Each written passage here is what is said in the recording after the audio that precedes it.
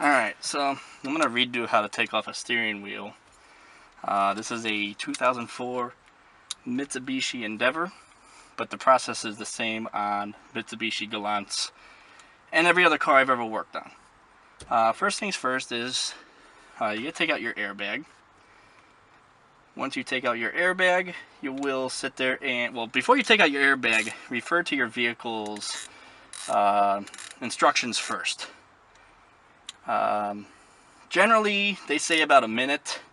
I've heard people say they wait 30 minutes to an hour, whatever you feel comfortable. This one I did about 30 seconds after disconnecting the battery, and then I unscrewed the airbag and took it off, so it's about a minute. So once you get that off, you will need to find a nut to take off the center bolt. I think this one locks, doesn't it?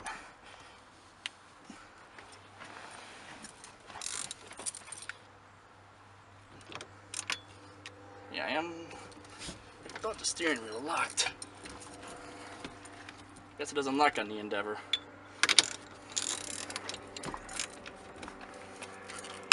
There we go.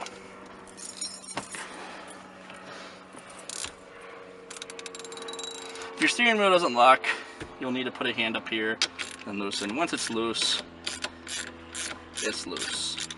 Now I am going to leave this in just a bit. I've heard some people say that they whacked themselves in the head.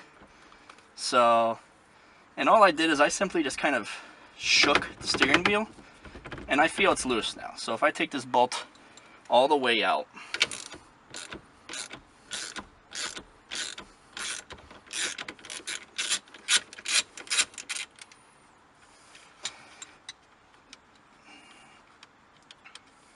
there we go. Now, on this car, when I took a steering wheel, because this steering wheel is just gross, it's falling apart. When I was at the junkyard, when I did this procedure, the clock spring came with.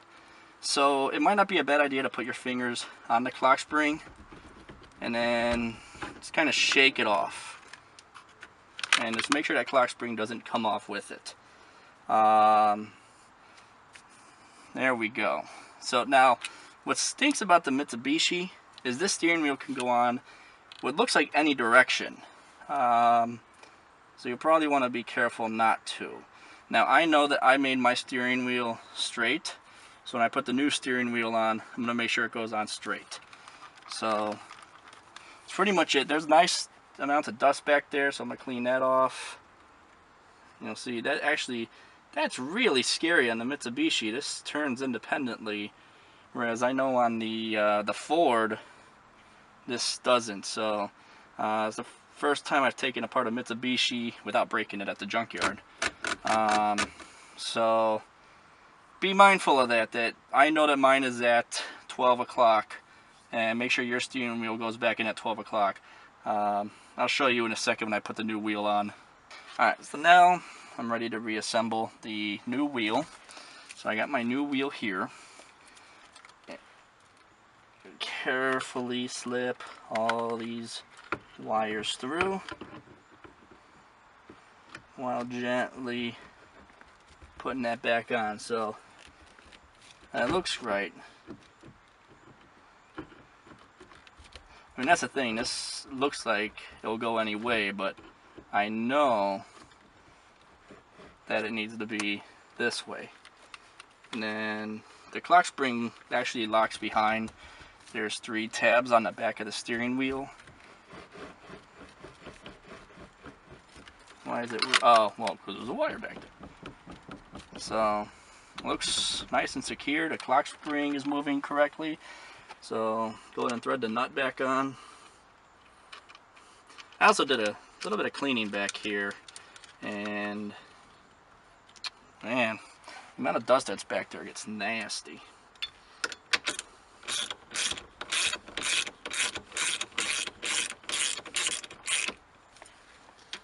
I suppose you could torque this, but honestly, it's a steering wheel. Make sure it's very tight.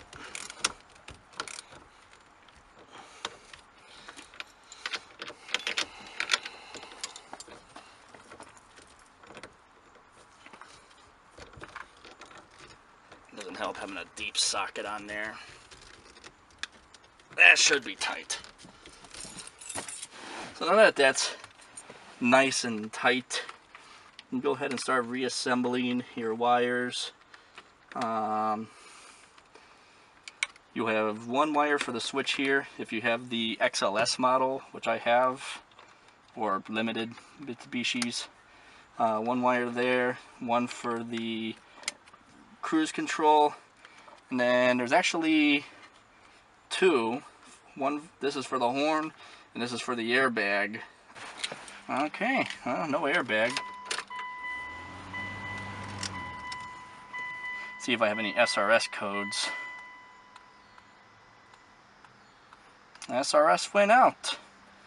Let's see, did my trip odometer? Yeah, trip odometer reset. I didn't want that to happen.